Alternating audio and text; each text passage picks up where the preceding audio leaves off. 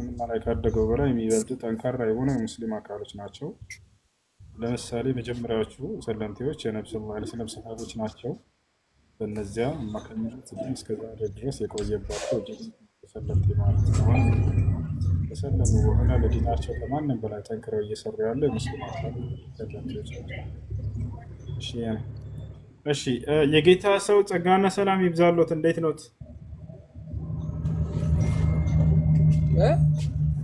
لا حول ولا قوة إلا بالله حبيبي ነገሩ የጌታ የሚባለው ቃል ግን ሆቴል አልፌ ነበር። ሐቢቢ ሰላም አለይኩም። ወአለይኩም ሰላም። እንዴት ነህ? እኔ እኮ ክውር ያልኩት እኮ እቺ ኮፍያ በቃ እንደው ባዳዴ እንደዚህ ላድርጋት እኮ እያልኩ እኮ ነው።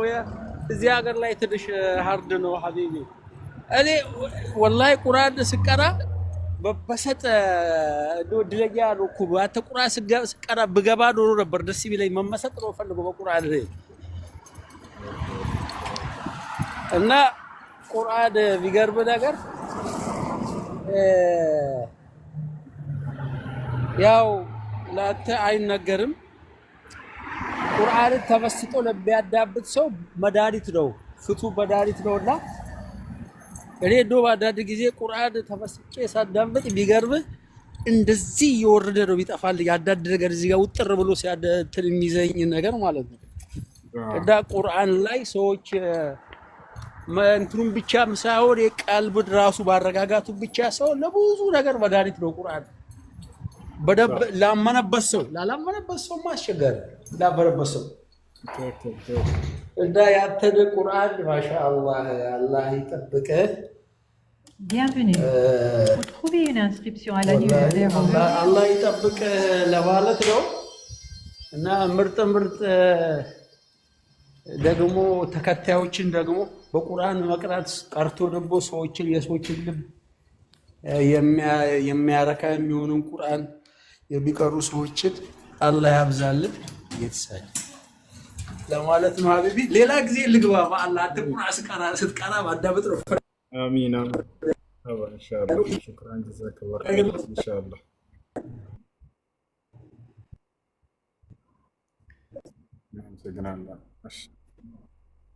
እና ማግባት ይችላል። እሺ ሰው በዘሩ ዘር መስፈርት አይደለም ኒካ ለማሰር ከየትኛውም ዘር ብትሆን ችግር የለውም። እሷ ቤተሰብ በዚህ ነገር መከልከል አይችልም፣ ወይንም ይሄንን የመከልከያ ሰበብ ሊያደርግ አይችልም።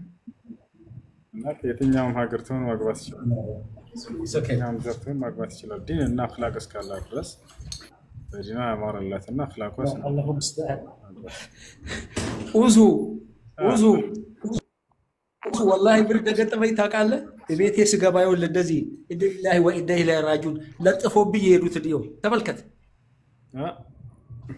አየህ ምን ለጥፎብህ? አየሁ ነገር ቤቴ ላይ ለጥፎ እንዴት እንደደረገጥኩ አውዝ ቢላሂ ሙሽታረን። አየሁ ማን ይወጣው? ሱብሃንአላህ ትኑ እዚህ ምናምናቸውን ያመልካሉ ይሃለዊ ምናምን የሚሉት ነገር አለ። አላሁ ሙስተዓን ተመልከት። ይኸውልህ ሰው አላህን እንደማመን በዚህ ምናምን ያምናል። እንዴት ዳውዴ ስመጣ በቃ ቀድሜ ኢንፎርሜሽኑን ባላቅ ኖሮ ማለት ነው ደረግጥ ነበር።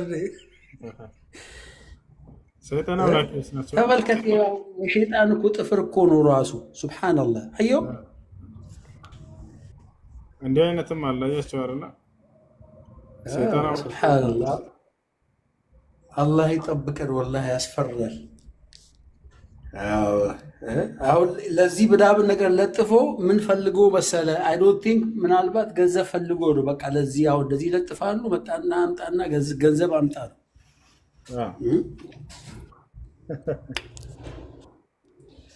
አላህ እንግዲህ የለጠፈችውን በአላህ ሂዳያ ሰጥቷት ይሄንን የሚያምኑትንም ራሱ ሂዳያ ሰጣቸው። ቀጥተኛው በገድ በርቷቸው በነብዩ ሰለላሁ ዐለይሂ ወሰለም በገድ የሚሄዱ ያርጋቸው ያድርገን። አላሁመ ሰሊ ወሰለም ዐላ ሰይድና ነቢና መሐመድ ሐቢብ። አሚን አሚን አሚን። ሹክራን ጀዛከላህ ኸይር ወንድሞች።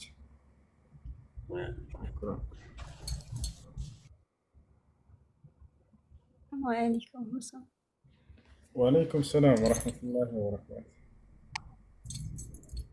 አማን ነው። ሰላም ነው አልሐምዱሊላህ። ሁሱ ሴት ልጅ ቅንድቧን ማሳጠር እንዴት ይታያል? ያኔ የተወሰነ መቀነስ ረዝሞ መቁረጥ ማለት ነው። በጣም ረዝሞባት ከሆነ አይኗን እስከ መጋረድ የደረሰ ከሆነ የዛኔ ችግር የለውም። ከዛ ውጭ ግን ለውበትና ለመልክ ብላ ምንም ያረዘመውን አይቻልም፣ አይፈቀድም። አይናቸው ቅንድብ የሚረዝምባቸው ደግሞ ሲያረጁ ጊዜ ነው። አይታችሁ ከሆነ በአብዛኛው ሽማግሌዎች፣ አሮጊቶች የዛኔ ቅንድባቸው በጣም የሚረዝምና ወደ አይናቸው እንትን ሊል ይችላል። ከዚያ ውጭ ግን ለውበትና ለቁንጅና ብላ ብላ እንትን የምትል የምታሳጥር ከሆነ አይፈቀድም። ነቢ ሰለላሁ ዐለይሂ ወሰለም ከልክለዋል። ሐዲስ ላይ ለዐነ ረሱሉላህ ሰለላሁ ዐለይሂ ወሰለም አናሚሳ ወልሙተነሚሳ ሲል መጥቷል። የአላህ መልእክተኛ ነቢ ሰለላሁ ዐለይሂ ወሰለም ቅንድብን የሚቀነደቡና የሚያስቀነድቡ ሰዎችን ረግመዋቸዋል። ስለዚህ ከታላላቅ ወንጀል ናቸው። መርሃባ። ፀጉርን መቁረጥም እንደዛው ነው ማለት ነው። ፀጉር መቁረጥ ልክ እንዲሁ በጣም ከረዘመና ለማንከባከብ ጊዜ የሚወስድባት ከሆነ የዛኔ ወይንም ደግሞ ለመንከባከብ አቅሙ የሌላት ከሆነች ልጅቱ ፀጉሯ በጣም በዝቶ የምትንከባከብበት አቅም ከሌላት የዛኔ በጣም ረዝሞ ካስቸገራቸው ጫፉን ቢቆርጡ ትንሽ ችግር የለውም። የነቢዩ ሰለላሁ ዐለይሂ ወሰለም ሚስቶች ከነቢ ሰለላሁ ዐለይሂ ወሰለም ህልፈት በኋላ ፀጉራቸውን ቀንሰዋል። የተወሰነች ጫፏን በጣም ረዝሞ ሲያስቸግራቸው ለዒባዳ ያዘናጋቸው ስለነበር በጣም ከረዘመ ለመንከባከብ የሚያስቸግር ከሆነ የዛኔ ጫፉ ትንሽ ቢቀንስ ችግር የለውም። ግን እንደዚህ አይነት ፀጉር አለው ነው ዛሬ ኢትዮጵያ ፀጉር አርዶ ወርዶ ከጆሮ በላይ ከሆነ ግን አይቻልም በፍጹም። ከወንድ ጋር ይመሳሰላሉ። ከዛ በኋላ ያችን ከቆረጡላት። እሺ መርሃባ። የመጨረሻ ጥያቄ እስኪ የባል ሀቅ ንገረኝ የተወሰነ። የባል ሀቅ ባል በመልካም ሲያዛት ጊዜ ልትታዘዝ ይገባል። በመጥፎ ሲከለክላት ጊዜ ልትከለክላት።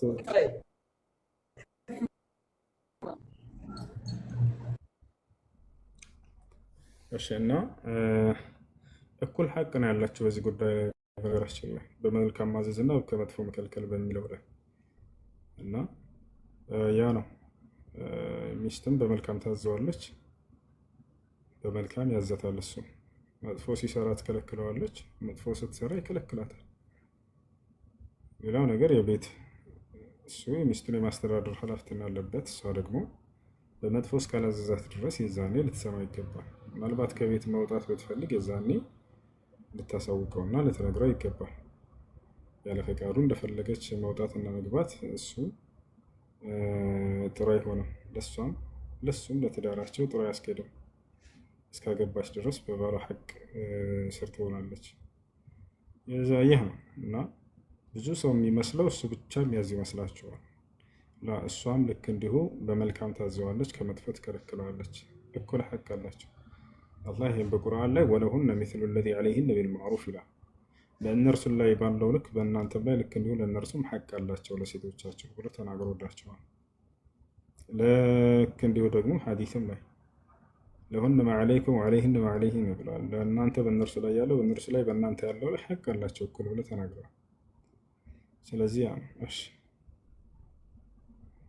ጀዛከላህ ኸይራን። ያ ሰላም። እሺ ልጆች ተሻለህ ወይ ላሳያቸው እንዴ? ምናልባት ለውጥ ያለ ይመስለኛል። አሁን የሆነ መድኃኒት ሰጥቶኝ የተጠቀምኩ ነው። ከ2 ሳምንት በኋላ ለውጥ ከሌለ ኦፕሬሽን እናደርጋለን ብሎኛል። አወለታ ትናንትና ሚጅ አወለታ ነው ያወለታ ላሳያቸው 1 2 ከላይ ያለ ቀንሷል መሰለኝ። ይታያችኋል። ከላይ ያለችው ትንሽ ያብጣ ነበረ። ያውና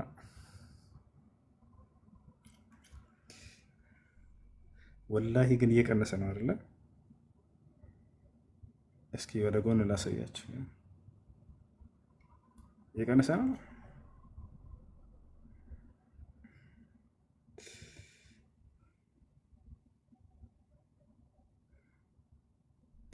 በጣም የገረመኝ ወላሂ ዶክተሩ ማለት ነው። አሁን ለተሄድኩበት ሻርጃ ነው። ይህንንም ሁለቱንም አየውና መረመረውና ካየ በኋላ ይሄኛው ራሱ ላይ ከዚህ በፊት የተፈጠረበት ችግር አለ አይደል አለኝ። በጣም ነው የገረመኝ ወላሂ። አዎ አልኩት። በጥንካሬ እንደውም የኛ ይበልጣል አለኝ። አዎ አልኩት። እውነቱን ነው። ይታቻል። እዚህ ላይ ምን እንደተፈጠረ ታውቃላችሁ? የዛሬ 8 ዓመት ምናምን አካባቢ ቤት እያለሁኝ ወንድሜ ጋር ክላስ ነበር የምናድረው። ቤት ውስጥ ምናምን እንደዚህ ኳስ ስለሚጫወቱ ኳስ ተጫውተው ሲመጡ እዛው አጠገች የምናድርበት እዛቸው ክላስ ውስጥ ነው ጫማቸውን የሚያስቀምጡት እና እኔ ደግሞ ትንሽ ሽታ ይረብሸኛል፣ የጫማ ሽታ። ከዚያ አንድን ነድ አመጣሁኝና ከሱቅ ገዝቼ ቤት ውስጥ ሰካሁት።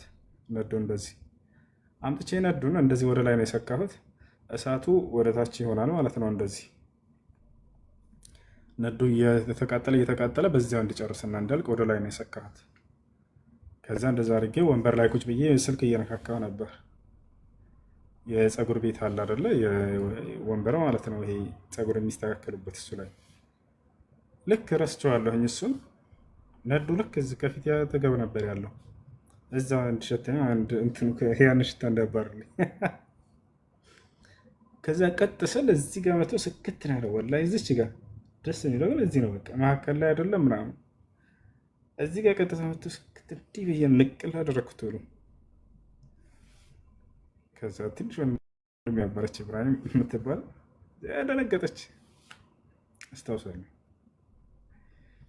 ከዛ ለተወሰነ ቀን ይሄ ቅልት አለ በጣም እና አሁን ከትላንት ወደ ሻርጃ ስመረመር ከዚህ በፊት እዚህ ላይ የተከሰተ በሌላ ችግር ነበረ እንዲህ አለኝ። አልኩት ቢሮ ይሄኛው ይበልጣል በማየት ራሱ ማለት ነው። መንጃ ፈቃድ ላወጣ ስል አንዳንድ ከሩቅ የሚፈትኑ ወጪ ፊደላት ምናምን ይሄ በደንብ ያለ እዚህ ላይ ግን ያነድ እንትን ድረስ ስለነበረ ትንሽ ትብሏል። አሁን እየቀነሰ ነው። በእጅህ አትነካካው ምናምን ብሎኛል። እኔ ግን በጣቴ ብቻ ስለሆነ የምነካው ችግር የለም እንትን የለውም። እቺ ወላሂ እየቀነሰች ነው ከላይ ያለችው።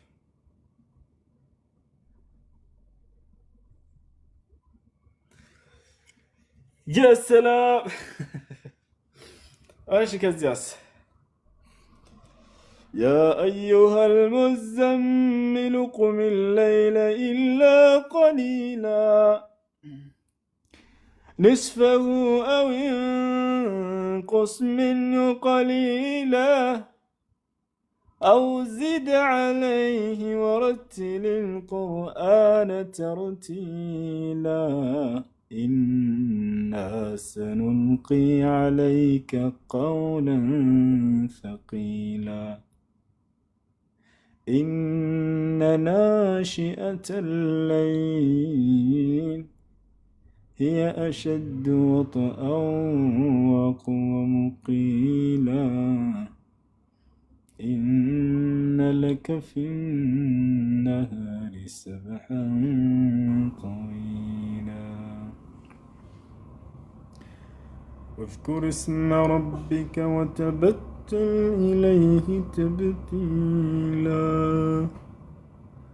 رب المشرق والمغرب لا إله إلا هو فاتخذه وكيلا واصبر على ما يقولون واهجرهم هجرا جميلا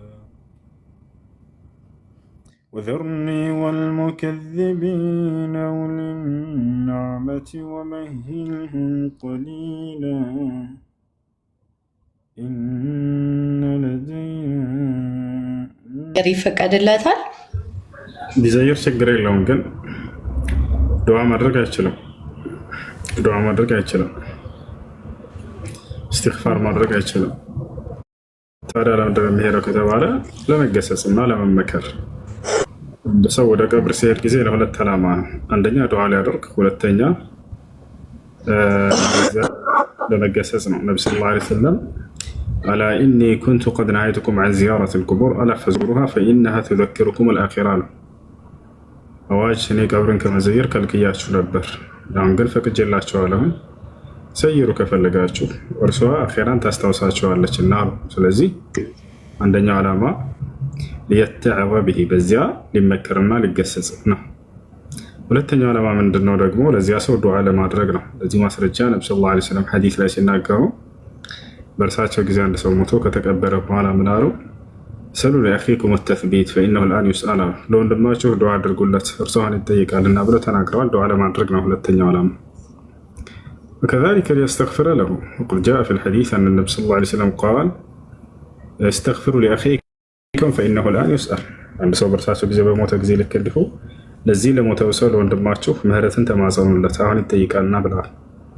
ለዚህ ዓላማ ከሆነ ችግር የለውም። ነገር ግን አላህ ሱብሓነሁ ወተዓላ የካደ ከሆነ ለመመከር ብቻ እንጂ ዱዓና እስትግፋር ለማድረግ አይቻልም። በዚያ ለመገሰጽ ነው። እሺ ሌላኛው ጥያቄ አሁን ቤተሰቦቻችን ያው በእስልምና ሃይማኖት ውስጥ ሳይሆኑ ቀርተው ትላልቆች ናቸውና እንትን ይላሉ ማለት ዱዓ ያደርጉልካል እንደዚህ ያድርግልክ ሲሉክ በእነሱ አምላክ ስም ነው የሚያደርጉልክና ብዙ ጊዜ አሚን የሚባለው ነገር በጣም ነው ውስጤን እንትን የሚለው አልፈልግም አሚን ማለት እና እሺ ብሎ እሺ ብዬም ስል እንትን ይለኛል ማለት እነሱን የሆነ ንቄ ምናምን እንዳይመስላቸውም እንትን ላለው ግን ያላህ ሐቅ ይበልጣልና አሚን ከአላህ ውጭ ሌላን አካል ተጣርቶ የሚለምንን ሰው አሚን ማለት አይቻልም፣ አይፈቅድም። ኦኬ እሺ ሌላኛው ጥያቄ ይቅርታ ጥያቄ አበዛው። ሌላኛው ጥያቄ ደግሞ እኛ በሙስሊሞች ማለት ነው አሁን ቡና ሲፈላ ሆን ተብሎ የሚደረግ ዱዓ አለ። ሆን ተብሎ ወይ ደግሞ ቡናው ይወርዳል ከዛው ዕጣን እየተጨሰ ዱዓ የሚደረግ ዱዓ አለ እና እሱ ነገር እንዴት ነው? ሽርክ ነው ወይስ ሽርክ አይደለም የሚለው ነገር በዱዓቸው ላይ ድንበር ማለፍ የለባቸውም እና ለዘወትር ያንን ማድረጉ ይሄ ከነብዩ ሰለላሁ ዐለይሂ ወሰለም አልተገኘም። አልፎ አልፎ ቢያደርጉ ችግር የለውም። ግን በዱዓቸው ላይ ሀያት ጀባ ምናምን የሚል ዱዓ ያደርጋሉ። እንግዲህ ጀባ ማለት ሰጥቻለሁ እንደማለት ነው። ሀያት ጀባ ህይወትን ሰጥቻለሁ እያሉ ነው እነዚህ ሰዎች። ስለዚህ እነሱ ህይወትን የሚሰጡ አይደለም እነሱ። ይህን ለአላህ ሱብሓነሁ ወተዓላ ብቻ ነው እና በዱዓቸው ላይ ድንበር ማለፍ የለባቸውም። በዱዓ ላይ ድንበር ማለፍ ተከልክሏል። ይህን የሚያደርገው አምላክ አላህ ሱብሓነሁ ወተዓላ ሆኖ ሳለ ህይወትን ሰጥቻለሁ፣ ገንዘብ ሰጥቻለሁ፣ እንትን ብያለሁ ማለት ሰውየው ይሄንን ተገቢ አይደለም። ስለዚህ በዱዓው ላይ ድንበር እስካላለፉ ድረስ ችግር አይኖረውም። አልፎ አልፎ አንዱ ለሌላው ዱዓ ቢያደርግ። እሺ ጀዛከላሁ ኸይር። መርሐባ እሱ ሰላም አለይኩም። ወአለይኩም ሰላም። ሰላም ነው።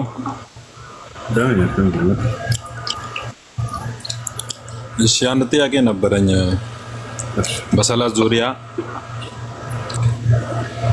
እንድታብራርኝ ፈልጌ ነበር። ማን ተረከ ሰላተ ዋሂደ ፈቀድ ከፈረ የሚለውን አያ እንዴት ሐዲስን ማለት ነው ሶላትን የተወሰነ ኩፍሩ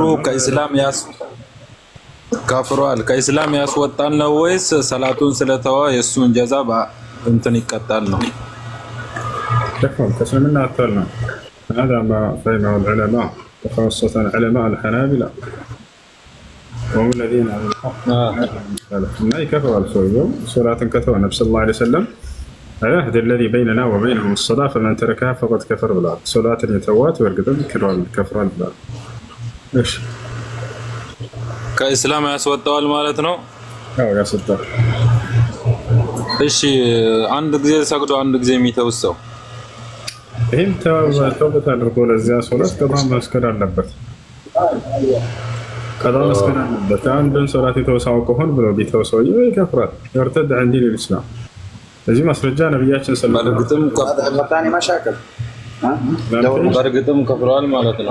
በእርግጥም ከፍሯል ማለት ነው። አውቆ የተወሰው እያወቀ ጊዜው እንደደረሰ እያየ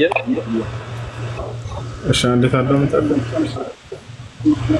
ነብዩ ሰለላሁ ዐለይሂ ወሰለም ሐዲስ ላይ ምን አሉ? من ترك صلاة العصر حبط عمله አሉ። አንዲትን ሶላት የዐስርን ሶላት የተወሰው በእርግጥ ስራው ሁሉ ታብሷል አሉ። ولا يحبط العمل إلا بالكفر أو الشرك بدليل قوله سبحانه وتعالى ولو أشركوا لحبط عنهم ما كانوا يعملون لئن أشركت ليحبطن عملك ስለዚህ የአንድን ሶላት የተወሰው ስራው ሁሉ ታብሷል ሲሉ ጊዜ እንደሚያከፍር ግልጽ ነው እና ይህ ነው هذا بالعزم الباز والعثيمين وصالح الفوزان በዚህ አጋጣሚ ተከራክረን እንደዚህ ባልኩ ብዬ ስመልስለት አይ አንድ ሰው የላ ኢላሃ ኢላላ መንገድ ከሆነ ጀሃነም አይገባም ሰላት ስለተዋ ብቻ ብሎ ተከራከረ። እንዴት ታያለ? አንድ ሰው በእስላም ነው ያለው በላ ኢላሃ ኢላላ አለው ብሎ ቋንጣም ታረሱ እንደ ሰው ሶላት ባይሰግድም ጀሃነም አይገባም ላ ኢላሃ ኢላላ እስካለ ድረስ ያለ ተሳስቷል። አላህ ቃል በቃል በቁርአን ላይ ሶላትን የተወሰው ጀሃነም ይገባል ብሎ ተናግሯል። ሱረቱል ሙደሲር ላይ ምን አለ? ማ ሰለከኩም ፊ ሰቀር ቃሉ ለም ነኩ ሚነል ሙሰሊን። ጀሃነም ሰዎች ይጠየቃሉ ሰቀር ጀሃነም ውስጥ እንድትገቡ የዳረጋቸው ምንድነው ሲባሉ ጊዜ ሶላት አንሰግድም ነበር ብለው ይመልሳሉ አለ።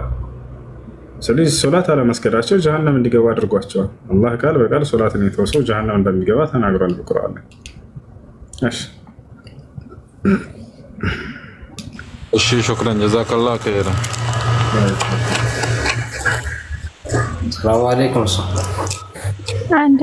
السلام عليكم ورحمة الله وبركاته. وعليكم السلام ورحمة الله وبركاته. سلامنا الحمد لله.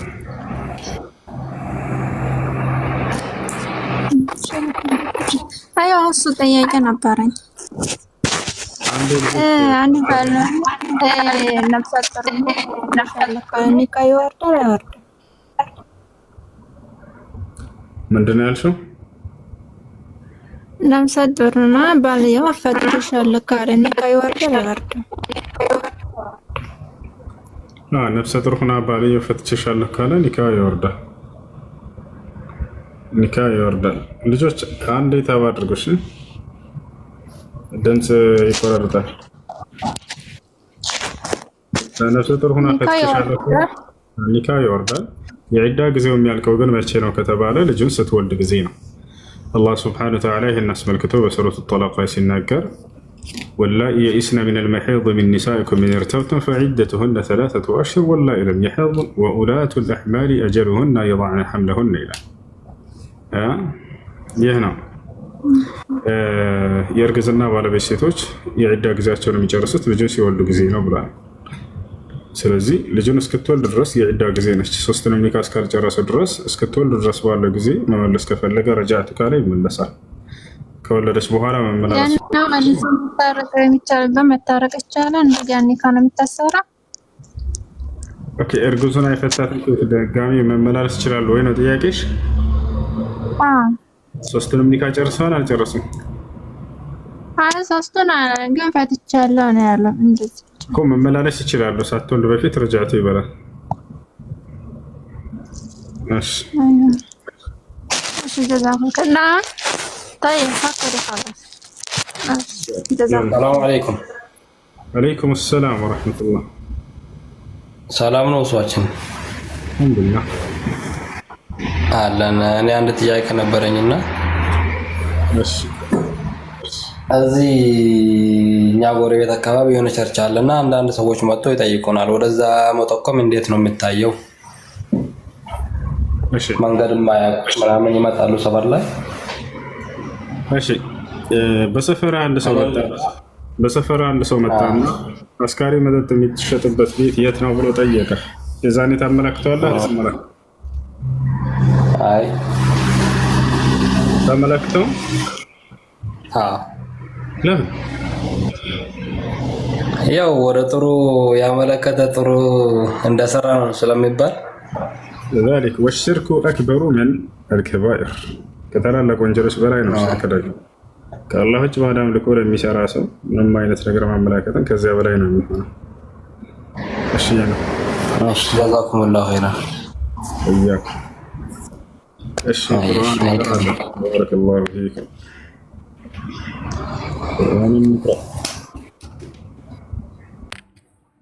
ጥያቄ መጠየቅ ይቻላል? እሺ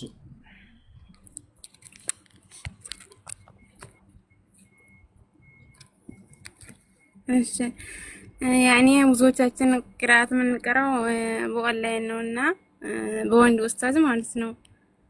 እና አንዳንዶቹ አይቻልም ይላሉ። በሴት ካልሆነ በወንድ አይቻልም ይላሉ። እና ይሄ እንዴት ይታያል? እስኪ አብራራልኝ ማለት ነው። እሺ የመጀመሪያ መሆን ያለበት ሴቶችን ሴቶች ወንዶችን ወንዶች እንዳይቀሯቸው። ጥሩ አቅሪዎች ካሉ ከሴቶች የዛኔ ከእነሱ ጋር ትቀራላችሁ። ነገር ግን ከሴቶች ጥሩ አቅሪ ከሌለ ወንድ ከሆነ ያለው የዛኔ በመስፈርት ከግርዶሽ በስተጀርባ ሆኖ ወይንም ለብቻቸው እናንተን ሴቶችን ለሴቶች ብቻ ግሩፕ ከፍቶላቸው ለወንዶች ለብቻቸው ግሩፕ ከፍቶላቸው ወንዶችን ከሴቶች ሳያቀላቅል የዛኔ ከፊትና ተጠብቀው በዚህ መልኩ ያቀራቸዋል። ያናሽ እሺ ሽኩራን ጀዛኩሙላህ። አፉን አሁን ተሻለ? የተሻለ ነው አልሐምዱሊላህ።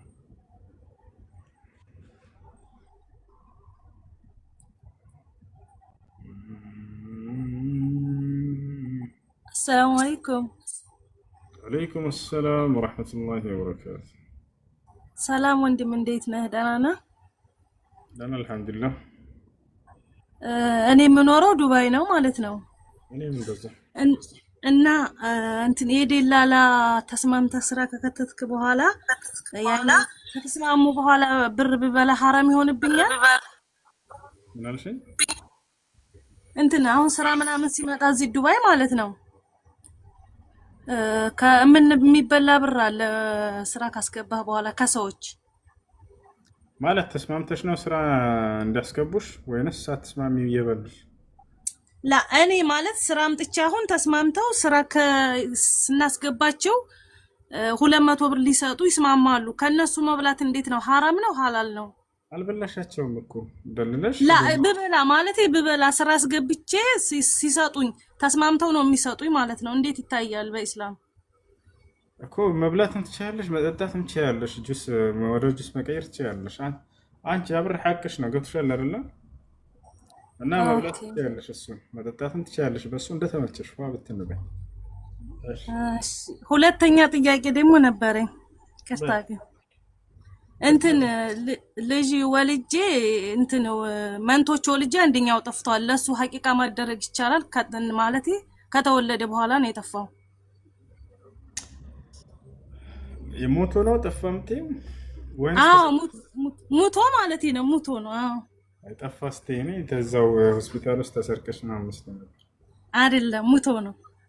እሺ አዎ ለና ሐቂቃ ማድረግ ለሁለቱም ይቻላል። ለሁለቱም ሐቂቃ አድርግላቸው። አንድ ህፃን ልጅ በአራት ወር ጽንስ ጊዜ ከዛን ጊዜ ጀምሮ ነው ነፍስ የሚዘራበት። ከዛ በኋላ ቢወርድ ወይንም ቢወለድ በየትኛው ጊዜ ወይንም ተወልዶ ቢሞት ሐቂቃ ይወጣለታል።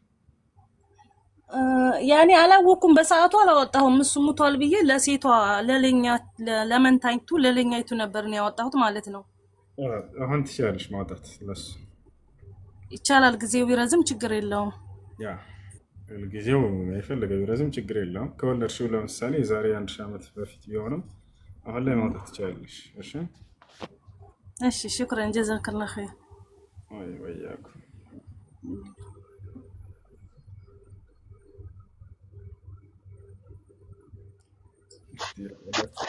السلام عليكم ورحمة الله وبركاته. وعليكم السلام ورحمة الله وبركاته. سلامنا.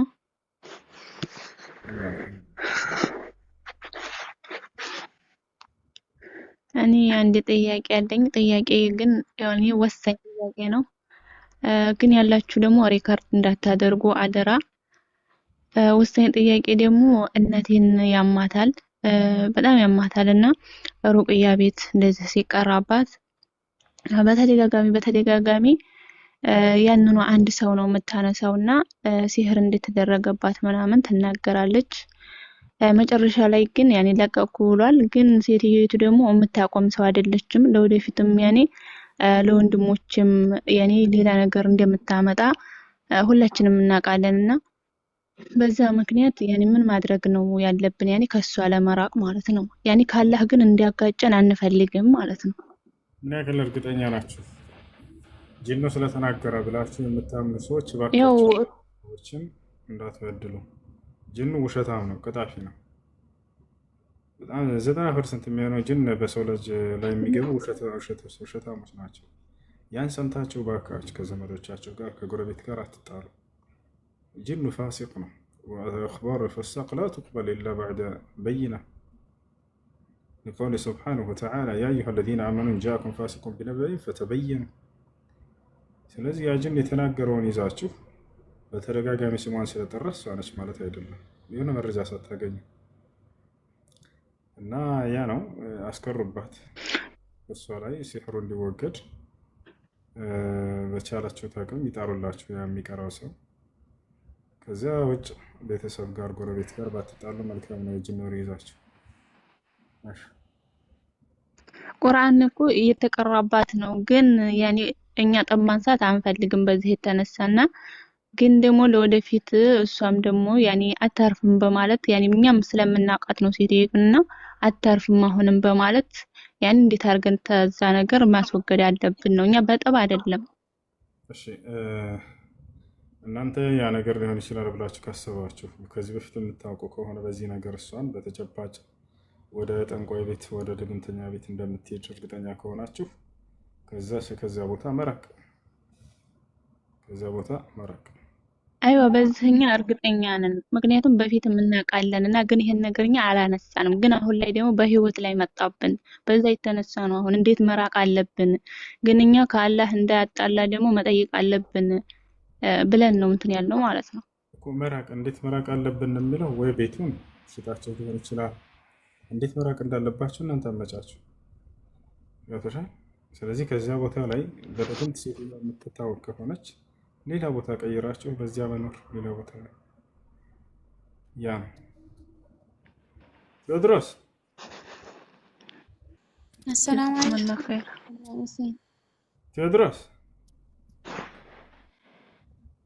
ቴዎድሮስ በደንብ ተናገር። እዚህ ኮሜንት ላይ አይደለም።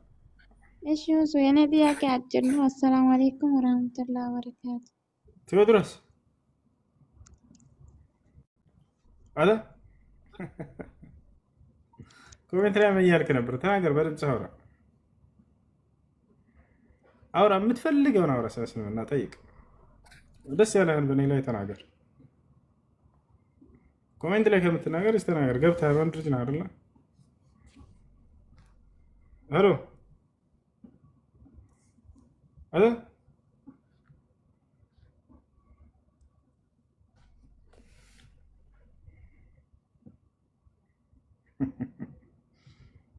እሺ፣ ጥያቄ ልጠይቅ።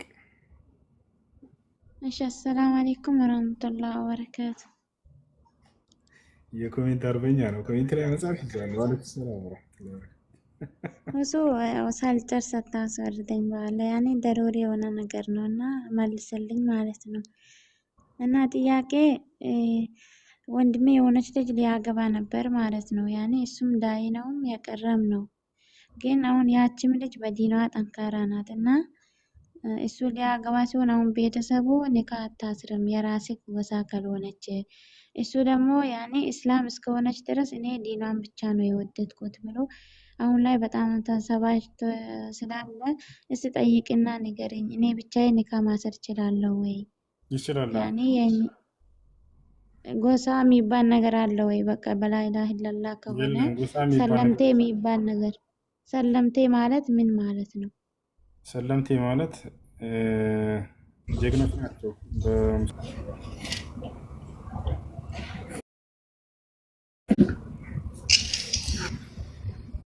أعوذ بالله من الشيطان الرجيم. بسم الله الرحمن الرحيم. ألف لام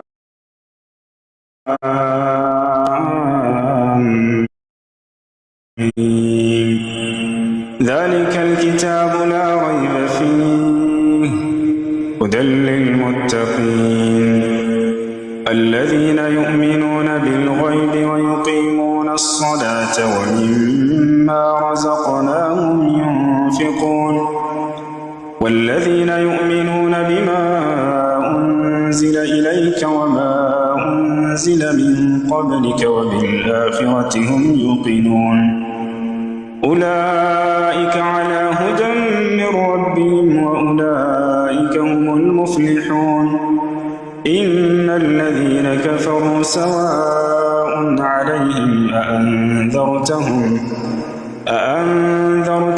أم لم تنذرهم لا يؤمنون ختم الله على قلوبهم وعلى سمعهم وعلى أبصارهم غشاوة ولهم عذاب عظيم ومن الناس من يقول آمنا بالله وباليوم الآخر وما هم بمؤمنين يخادعون الله والذين آمنوا وما يخدعون إلا أنفسهم وما يشعرون في قلوبهم مرض فزادهم الله مرضا ولهم عذاب أليم بما كانوا يكذبون وإذا قيل لهم لا تفسدوا في الأرض قالوا إنما نحن مصلحون ألا إنهم هم المفسدون ولكن لا يشعرون وإذا قيل لهم آمنوا كما آمن الناس قالوا أنؤمن كما آمن السفهاء ألا إنهم هم السفهاء ولكن لا يعلمون وإذا لقوا الذين آمنوا قالوا آمنا وإذا خلوا إلى شياطينهم قالوا إنا معكم إنما نحن مستهزئون الله يستهزئ بهم ويمدهم في طغيانهم يعمهون أولئك الذين اشتروا الضلالة بالهدى فما ربحت تجارتهم وما كانوا مهتدين مثلهم كمثل الذي استوقد نارا فلما أضاءت ما حوله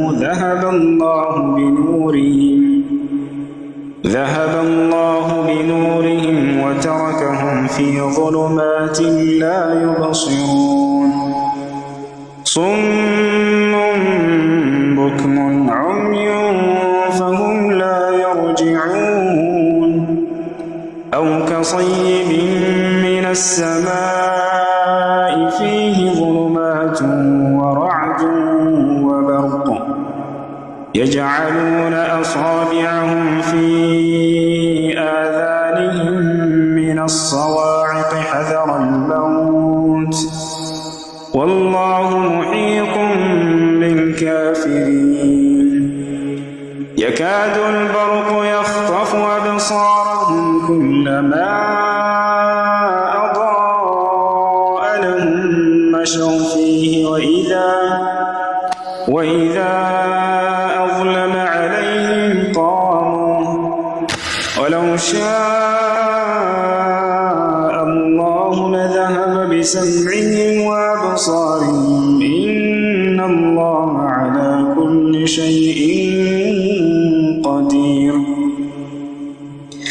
يا أيها الناس اعبدوا ربكم الذي خلقكم والذين من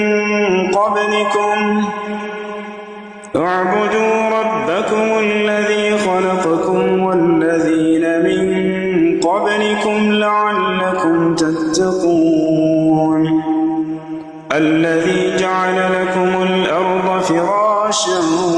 السماء بناء وأنزل من السماء ماء فأخرج به من الثمرات رزقا لكم فلا تجعلوا لله أندادا وأنتم تعلمون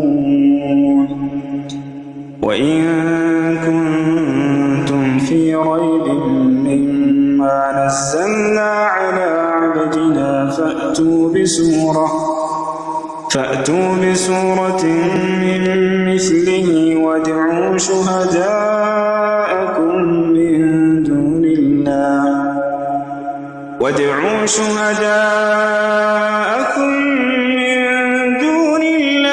إن كنتم صادقين فإن لم تفعلوا ولن تفعلوا فاتقوا النار التي وقودها الناس والحجارة أعدت للكافرين وبشر الذين آمنوا وعملوا الصالحات أن لهم جنات تجري من تحتها الأنهار كلما رزقوا منها من ثمرة رزقا قالوا هذا الذي رزقنا من قبل وأتوا به متشابها ولهم فيها أزواج مطهرة وهم فيها خالدون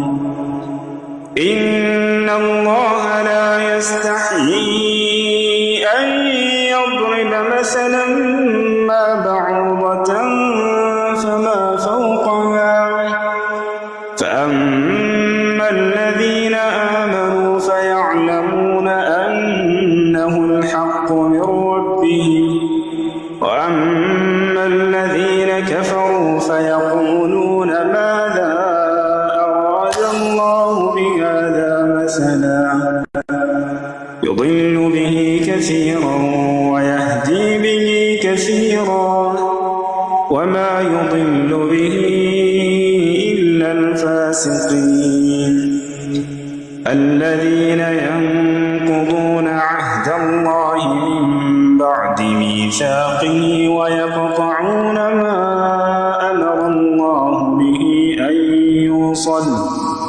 ويفسدون في الأرض أولئك هم الخاسرون كيف تكفرون بالله وكنتم أمواتا فأحياكم ثم يميتكم ثم يحييكم ثم إليه ترجعون هو الذي خلق لكم ما في الأرض جميعا ثم استوى إلى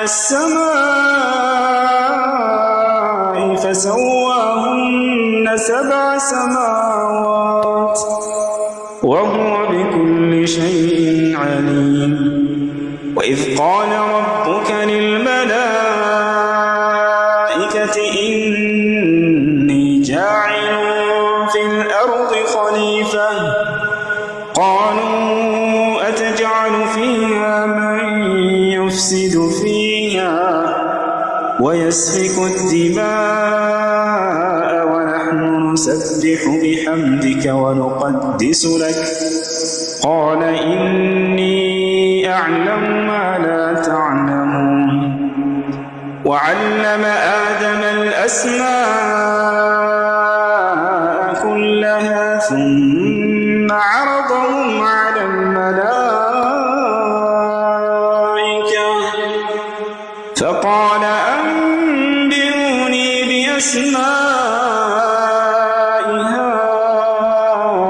هؤلاء إن كنتم صادقين قالوا سبحانك لا علم لنا إلا ما علمتنا إنك أنت العليم الحكيم. قال يا آدم أنبئهم بأسمائهم. فلما أنبأهم بأسمائهم قال ألم أقل لكم إني أعلم غيب السماوات والأرض وأعلم ما تبدون وما كنتم تكتمون. وإذ قلنا للملائكة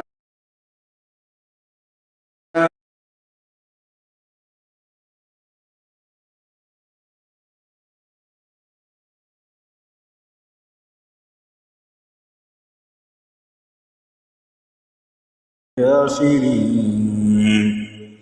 وقلنا يا آدم اسكن أنت وزوجك الجنة وكلا منها رغدا حيث شئتما ولا تقربا هذه الشجرة فتكونا من الظالمين.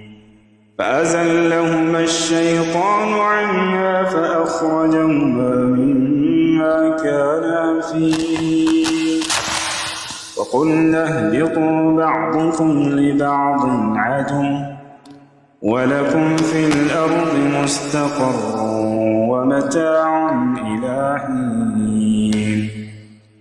فتلقى آدم من ربه كلمات فتاب عليه إنه هو التواب الرحيم. قلنا اهبطوا منها جميعا فإما يأتينكم مني هدى فمن تبع هداي فلا خوف عليهم ولا هم يحزنون. والذين كفروا وكذبوا بآياتنا أولئك أصحاب النار هم فيها خالدون. يا بني إسرائيل اذكروا نعمتي التي أنعمت عليكم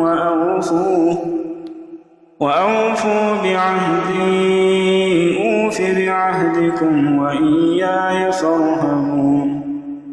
وآمنوا بما أنزلت مصدقا لما معكم ولا تكونوا أول كافر به ولا تشتروا بآياتي ثمنا قليلا وإياي فاتقون.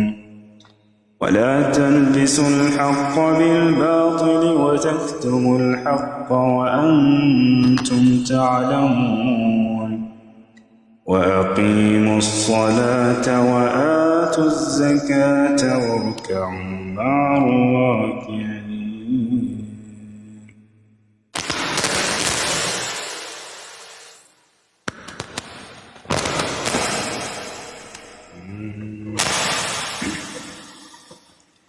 بسم الله الرحمن الرحيم. كافها يا عين صاد. ذكر رحمة ربك عبده زكريا إذ نادى ربه نداء خفيا قال رب إني وهن العظم مني واشتعل الرأس شيبا ولم أكن بدعائك رب شقيا. وإني خفت الموالي من ورائي وكانت امرأتي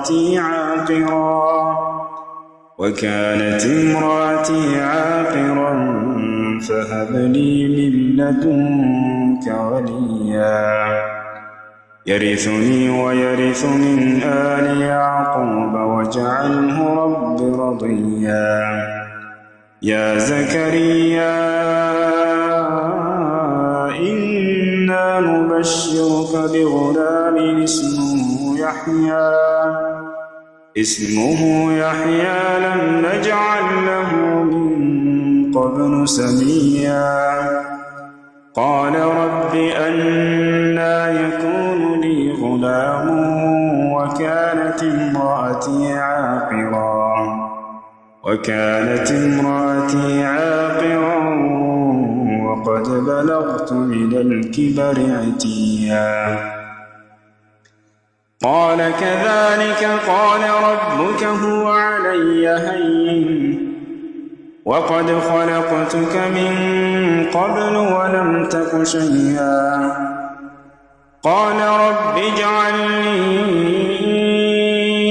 آية قال آيتك ألا تكلم الناس 3 ليال سويا فخرج على قومه من المحراب فأوحى إليهم أن سبحوا بكرة وعشيا يا يحيى خذ الكتاب بقوة وآتيناه الحكم صبيا وحنانا من لدنا وزكاة وكان تقيا وبرا بوالديه ولم يكن جبارا عصيا وسلام عليه يوم ولد ويوم يموت ويوم يبعث حيا واذكر في الكتاب مريم إذ انتبذت من أهلها مكانا شرقيا فاتخذت من دونهم حجابا فأرسلنا إليها روحنا فتمثل لها بشرا سويا قالت إني أعوذ بالرحمن منك إن كنت تقيا قال إنما أنا رسول ربك لأهب لك غلاما زكيا قالت أنى يكون لي غلام ولم يمسسني بشر ولم أك بغيا قال كذلك قال ربك هو علي هين ولنجعله آية للناس ورحمة منا وكان أمرا مقضيا فحملته فانتبذت به مكانا قصيا فأجاءها المخاض إلى جذع النخلة قالت يا ليتني مت قبل هذا وكنت نسيا منسيا فناداها من تحتها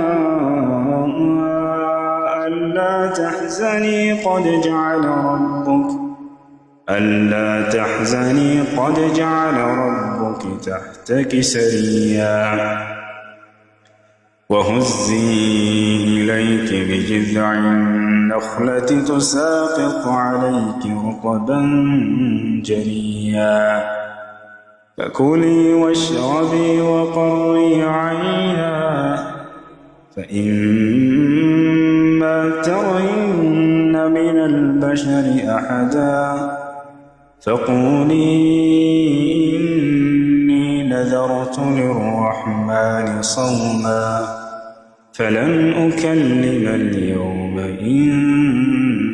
إنسيا فأتت به قومها تحمله قالوا يا مريم لقد جئت شيئا فريا يا أخت هارون ما كان أبوك امرأ سوء وما كانت أمك بغيا فأشارت إليه قالوا كيف نكلم من كان في المهد صبيا قال إني عبد الله آتاني الكتاب وجعلني نبيا وجعلني مباركا أينما كنت وأوصاني بالصلاة والزكاة ما دمت حيا وبرا بوالدتي ولم يجعلني جبارا شقيا والسلام علي يوم ولدت ويوم أموت ويوم أبعث حيا ذلك عيسى ابن مريم قول الحق الذي فيه يمترون ما كان لله أن يتخذ من ولد سبحانه إذا قضى أمرا فإنما يقول له كن فيكون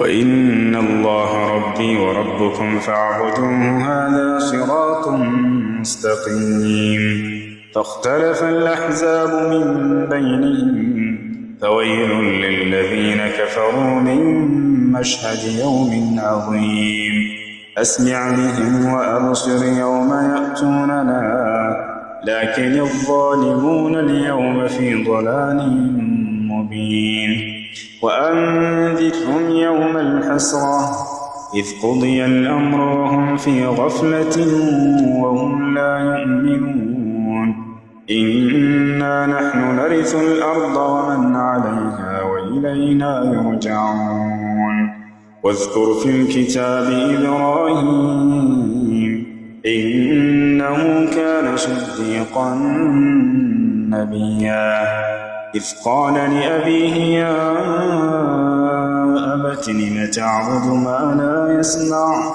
لم تعبد ما لا يسمع ولا يبصر ولا يغني عنك شيئا يا أبت إني قد جاءني من العلم ما لم يأتك فاتبعني أهدك صراطا سويا يا أبت لا تعبد الشيطان إن الشيطان كان للرحمن عصيا يا أبت إني أخاف أن يمسك عذاب من الرحمن فتكون للشيطان وليا قال أراغب أنت عن آلهتي يا إبراهيم لئن لم تنته لأرجمنك واهجرني مليا قال سلام عليك سأستغفر لك ربي إنه كان بي حفيا وأعتزلكم وما تدعون من دون الله وأدعو ربي عسى ألا أكون بدعاء ربي شقيا فلما اعتزلهم وما يعبدون من دون الله وهبنا له إسحاق ويعقوب وكلا جعلنا نبيا ووهبنا لهم من رحمتنا وجعلنا لهم لسان صدق عليا واذكر في الكتاب موسى إنه كان مخلصا وكان رسولا نبيا وناديناه من جانب الطور الأيمن وقربناه نجيا ووهبنا له من رحمتنا أخاه هارون نبيا واذكر في الكتاب إسماعيل إنه كان صادق الوعد وكان رسولا نبيا وكان يأمر أهله بالصلاة والزكاة وكان عند ربه مرضيا واذكر في الكتاب إدريس إنه كان صديقا نبيا ورفعناه مكانا عليا أولئك الذين أنعم الله عليهم من النبيين من ذرية آدم وممن حملنا مع نوح ومن ذرية إبراهيم وإسرائيل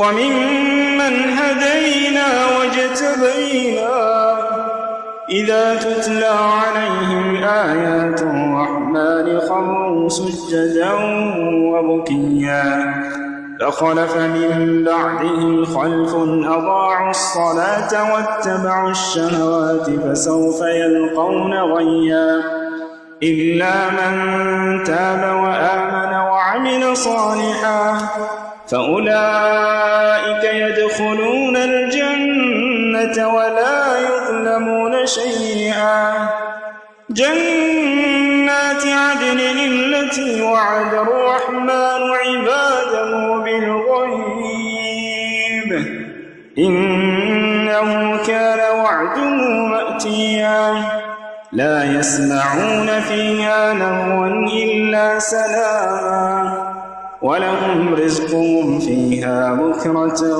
وعشيا تلك الجنة التي نورث من عبادنا من كان تقيا وما نتنزل إلا بأمر ربك له ما بين أيدينا وما خلفنا وما بين ذلك وما كان ربك نسيا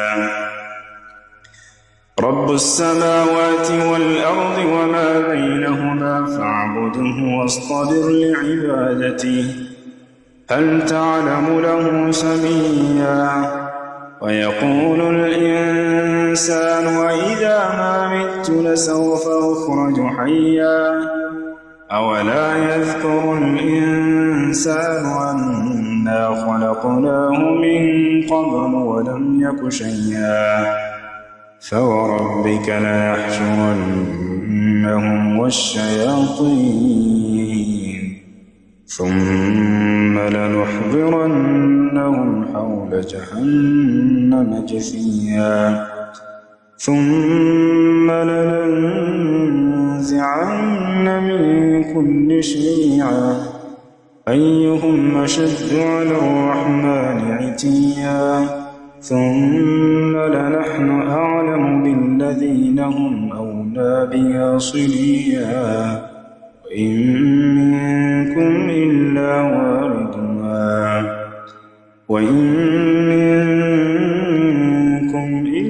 واردها كان على ربك حتما مقضيا ثم ننجي الذين اتقوا ونذر الظالمين فيها جثيا وإذا تتلى عليهم آياتنا بينات قال الذين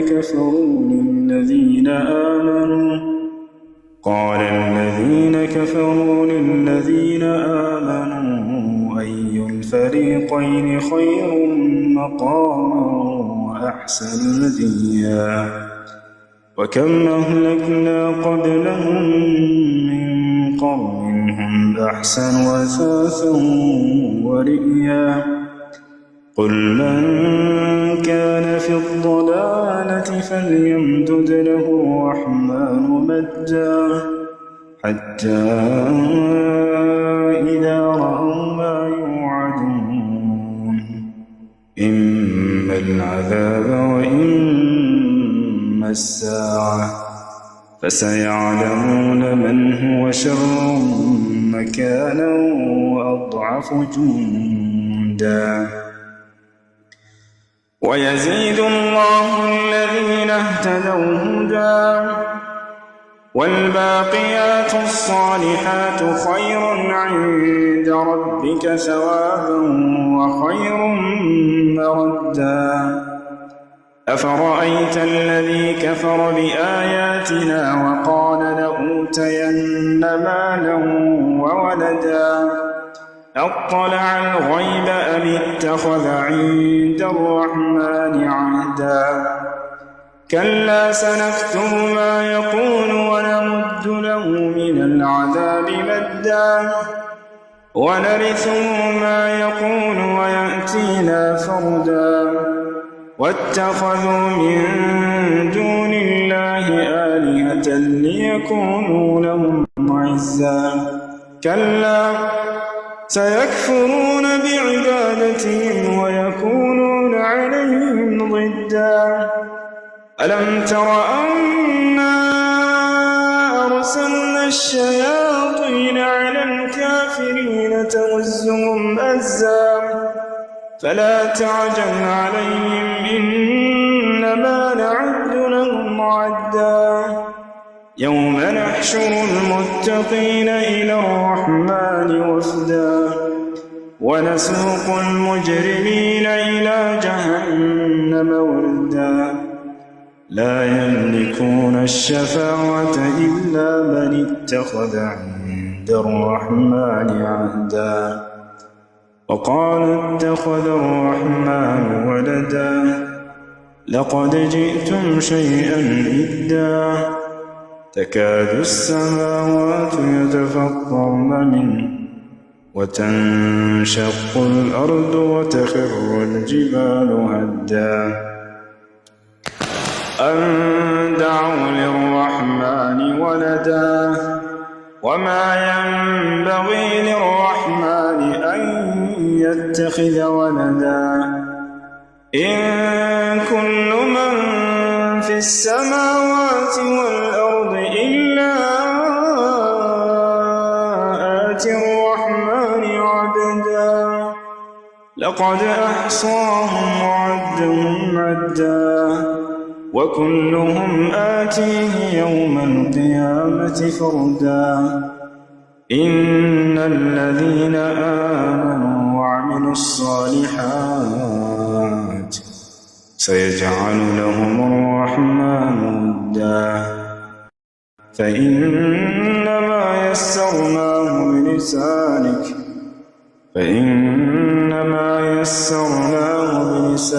لتبشر به المتقين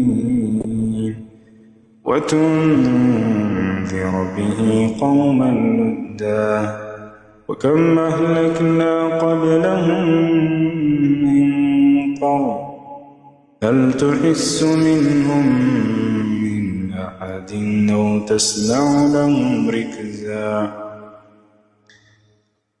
يا عبادي الذين آمنوا إن أرضي واسعة فإياي فاعبدون كل نفس ذائقة الموت كل نفس ذائقة الموت ثم إلينا ترجعون والذين آمنوا وعملوا الصالحات لنبوئنهم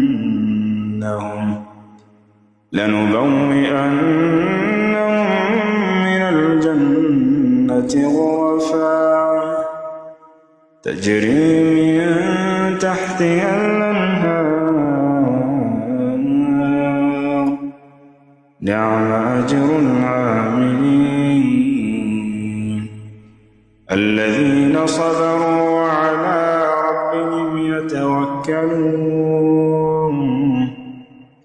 وكأين من دابة لا تحمل رزقها الله يرزقها وإياكم وهو السميع العليم.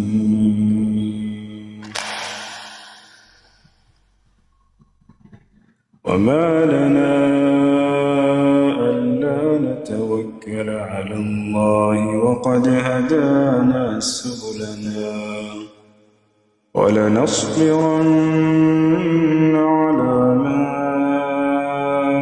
آذيتمونا وعلى الله فليتوكل المتوكلون. وقال الذين كفروا لرسلهم لنخرجنكم من أرضنا